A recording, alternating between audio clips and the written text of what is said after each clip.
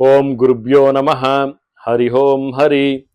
ನಮಸ್ತೆ ನನ್ನ ಪ್ರೀತಿಯ ವೀಕ್ಷಕರೇ, ನಾನು ನಿಮ್ಮ ಡಾಕ್ಟರ್ ಪಂಡಿತ್ ಶ್ರೀ ಸಿದ್ಧಾಂತ ಅರುಣ್ ಶರ್ಮ ಗುರುಜಿ. ವಿಶೇಷವಾಗಿ ಇವತ್ತಿನ ಒಂದು ಸಂಚಿಕೆಯಲ್ಲಿ ನಾವು ಕುಂಭರಾಶಿಯ 2026 ಜೂನ್ ತಿಂಗಳ ಮಾಸಿಕ ಭವಿಷ್ಯವನ್ನ ನೋಡೋಣ. ಈ ಕುಂಭರಾಶಿಯವರಿಗೆ ಸರ್ಕಾರಿ ಅಧಿಕಾರಿಗಳಿಗೆ ಒಂದು ಕಾನೂನು ಬಾಹಿರ ವ್ಯವಹಾರ ಮಾಡಿ ಅವ್ರಿಗೆ ಕೆಲವೊಂದು ಸಮಸ್ಯೆಗಳಾಗುವಂತ ಸಾಧ್ಯತೆ ಕಂಡು ಬರ್ತಾ ಇದೆ. ಮತ್ತೆ ಅವರ ಒಂದು ಗುರಿಗಳು ತಲುಪಲಿಕ್ಕೆ ತುಂಬಾ ಸಮಸ್ಯೆಗಳು ಕಾಡುತ್ತೆ. ಮತ್ತೆ ಇಲ್ಲಿ ವಧುವರರ ಒಂದು ವಿಚಾರದಲ್ಲಿ ನಾವು ನೋಡೋದಾದ್ರೆ ಶುಭ ಯೋಗಗಳು ಕೂಡಿ ಬರುವಂತ ಸಾಧ್ಯತೆಗಳು ಇಲ್ಲಿ ಕಂಡು ಬರ್ತಾ ಇದೆ.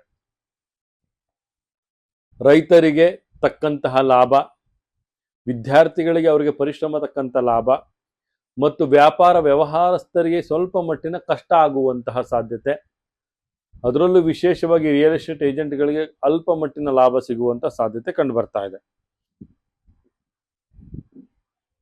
ಮತ್ತೆ ಇಲ್ಲಿ ಧಾರ್ಮಿಕ ಕಾರ್ಯಗಳಿಗೆ ಹೆಚ್ಚು ಒತ್ತನ್ನು ಕೊಡ್ತಾ ಇರ್ತೀರಿ ಕುಂಭರಾಶಿಯವರು.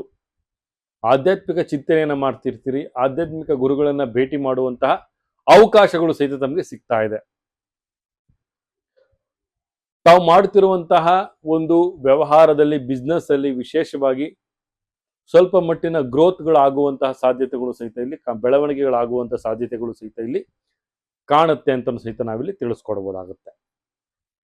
8 ಅನ್ನುವಂಥ ಸಂಖ್ಯೆ ನಮಗೆ ಅದೃಷ್ಟವಾಗಿ ಕಂಡು ಬರ್ತಾ ಇದೆ. ವಿಶೇಷವಾಗಿ ಈ ಒಂದು ಮಾಸದಲ್ಲಿ ತಾವು ವೈಷ್ಣವಿ ಮಾತೆಯನ್ನ ತಾವು ಆರಾಧನೆಯನ್ನ ಮಾಡೋದ್ರಿಂದ ತುಂಬಾ ಉತ್ತಮವಾದಂತ ಲಾಭಗಳು ತಮಗೆ ಸಿಗುತ್ತೆ ಅಂತ ಸಹಿತ ನಾವಿಲ್ಲಿ ತಿಳಿಸ್ಕೊಡ್ಬೋದು.